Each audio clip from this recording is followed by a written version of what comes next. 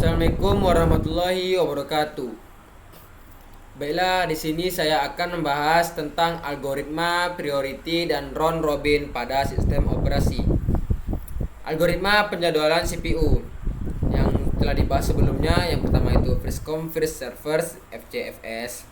Terus yang kedua terbagi menjadi dua, shortest job first yang non primitif sama primitif. Terus yang ketiga priority scaling yang non primitif sama primitif. Yang keempat round robin, first come first round robin, shortest job first, non primitif dan primitif. Priority scheduling. Priority scheduling merupakan algoritma penjadwalan yang mendahulukan proses yang memiliki prioritas tertinggi. Setiap proses memiliki prioritasnya masing-masing. Prioritas tersebut dapat ditentukan melalui beberapa karakteristik, antara lain time limit, memory recruitment, access file, perbandingan antara input atau output burst dengan CPU burst, tingkat kepentingan proses. Priority scheduling ini juga dapat dijalankan secara primitif maupun non primitif. Priority scheduling non primitif yaitu proses yang baru datang tidak dapat mengganggu proses yang sedang berjalan, tetapi hanya diletakkan dalam queue. Setiap proses diberikan prioritas. Proses dengan prioritas tertinggi harus dijalankan terlebih dahulu, dan seterusnya. Proses dengan prioritas yang sama dijalankan berdasarkan first come first serve. Prioritas dapat diputuskan berdasarkan persyaratan memori, persyaratan waktu, dan persyaratan sumber daya lainnya. Priority scheduling primitif. Jika ada suatu proses yang baru datang memiliki prioritas yang lebih tinggi daripada proses yang sedang dijalankan, maka proses yang sedang berjalan tersebut dihentikan. Lalu CPU dialihkan untuk proses yang baru yang akan datang. Setiap proses diberikan prioritas. Proses dengan prioritas tertinggi harus dijalankan terlebih dahulu, dan seterusnya. Proses dengan prioritas yang sama dijalankan berdasarkan first come first serve.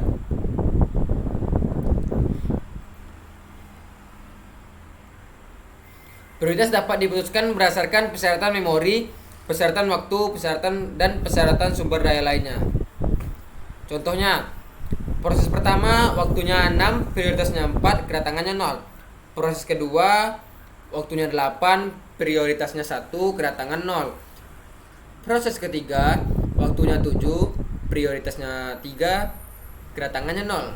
Proses keempat waktunya 3, prioritasnya 2, kedatangannya 0. Nah, di sini ada sebuah bentuknya. Nah, di sini waktu tunggu proses pertama sama dengan 18, proses kedua sama dengan 0, proses ketiga sama dengan 11, proses keempat sama dengan 8. Nah, waktu tunggu rata-rata yaitu 18 ditambah 0 ditambah 11 ditambah 8 sama dibagi 4 sama dengan 9,25. Nah, misalnya terdapat 4 proses, yaitu proses pertama, proses kedua, proses ketiga, proses keempat, dan proses kelima. Contohnya, proses pertama burst time-nya 10, priority-nya 3, proses kedua 1, priority-nya 1, proses ketiga burst time-nya 2, priority-nya 3, proses keempat burst time-nya 1, priority-nya 4, terus proses kelima burst time-nya 5, priority-nya 2. Terus gimana terus ada grand chart-nya sesuai algoritma.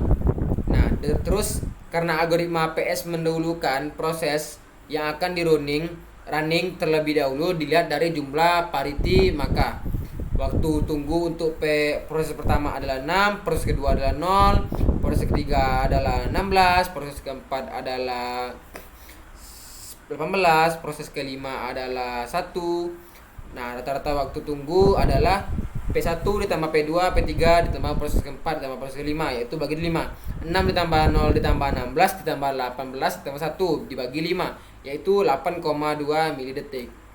Nah, kelemahan pada priority scheduling adalah terdapat terjadinya infinite blocking atau starvation, yaitu proses dengan prioritas rendah kemungkinan untuk tidak dieksekusi jika terdapat proses lain memiliki prioritas lebih tinggi darinya. Nah, solusi dari permasalahan ini adalah engaging, yaitu meningkatkan prioritas dari setiap proses yang menunggu dalam queue secara bertahap. Round robin algoritma ini setiap proses akan menambahkan waktu dari CPU yang kita sebut dengan time quantum. Time quantum adalah satuan waktu. Time quantum inilah yang menentukan proses mana yang akan dikerjakan terlebih dahulu oleh CPU dan kemudian proses mana yang akan dilakukan berikutnya. Jika proses yang sedang dieksekusi selesai dalam waktu kurang dari satu time quantum, tidak ada masalah. Tetapi jika proses berjalan melebihi satu time quantum, maka proses tersebut akan dihentikan, lalu digantikan oleh proses yang berikutnya atau proses yang akan datang. Nah, proses yang dihentikan tersebut akan diletakkan di queue yang di urutan paling belakang. Urutan kejadiannya. Pertama, pilihlah proses pertama. Lalu timer di set untuk interrupt proses setelah satu kuantum. Nah, lalu dispatcher disiapkan guna memilih proses berikutnya. Nah, lalu lalu ada dua pilihan, yaitu satu proses masih berjalan pada akhir kuantum atau satu proses sudah selesai sebelum satu kuantum berakhir. Jika pilihan pertama, maka proses dipindahkan ke antrian pada posisi paling belakang. Lalu penjadwalan CPU mengalokasikan CPU ke proses selanjutnya pada antrian ready. Jika pilihan kedua, yaitu suatu proses sudah selesai sebelum satu kuantum berakhir, maka CPU dibebaskan. Lalu penjadwalan CPU mengalokasikan CPU ke proses selanjutnya pada antrian ready. Round robin, first come first served. Setiap proses akan diproses sesuai waktu siklus yang diberikan, yang akan membagi proses menjadi bagian-bagian yang akan membuat sisa proses yang belum diselesaikan akan diletakkan di antrian akhir untuk diproses kembali. Nah, round robin, preemptive, non-preemptive. Setiap proses akan diproses sesuai waktu siklus yang diberikan, yang akan membagi proses menjadi bagian-bagian yang membuat sisa proses yang belum diselesaikan akan diletakkan di antrian akhir untuk diproses kembali. Lalu proses yang dipilih untuk diproses adalah yang memiliki batas time paling singkat.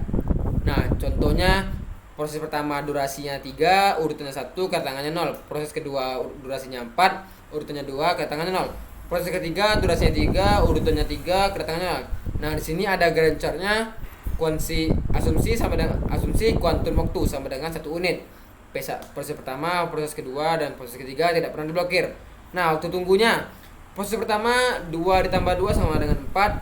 Proses kedua 1 tambah 2 tambah 2 tambah 1 sama dengan 6. Proses ketiga 2 tambah 2 tambah 2 sama dengan 6. Waktu tunggu rata-rata adalah 4 tambah 6 tambah 6 dibagi 3, yaitu 5,33. Nah, misalnya contoh lain, terdapat 3 proses dengan kuantum time 4 milidetik. Nah, itu proses pertama burst time-nya 24, proses kedua burst time-nya 3, proses ketiga burst time-nya 3. Grand chart-nya sesuai dengan algoritma. Maka waktu tunggu untuk proses pertama adalah 6, proses kedua adalah 4, proses ketiga adalah 7. Nah, rata-rata waktu yang tunggu adalah proses pertama ditambah kedua ditambah proses ketiga dibagi 3. 6 tambah 4 tambah 7 bagi 3 sama dengan 5,66 milidetik. Nah, permasalahan utama pada round robin adalah menentukan burst time quantum. Jika time quantum yang ditentukan terlalu kecil, maka sebagian besar proses tidak akan selesai dalam satu time quantum. Hal ini tidak baik karena akan terjadi banyak switch, padahal CPU memerlukan waktu untuk beralih dari suatu proses ke proses lainnya, disebut dengan context switch time. Sebaliknya, jika time quantum terlalu besar, algoritma round robin akan berjalan seperti algoritma first come first served.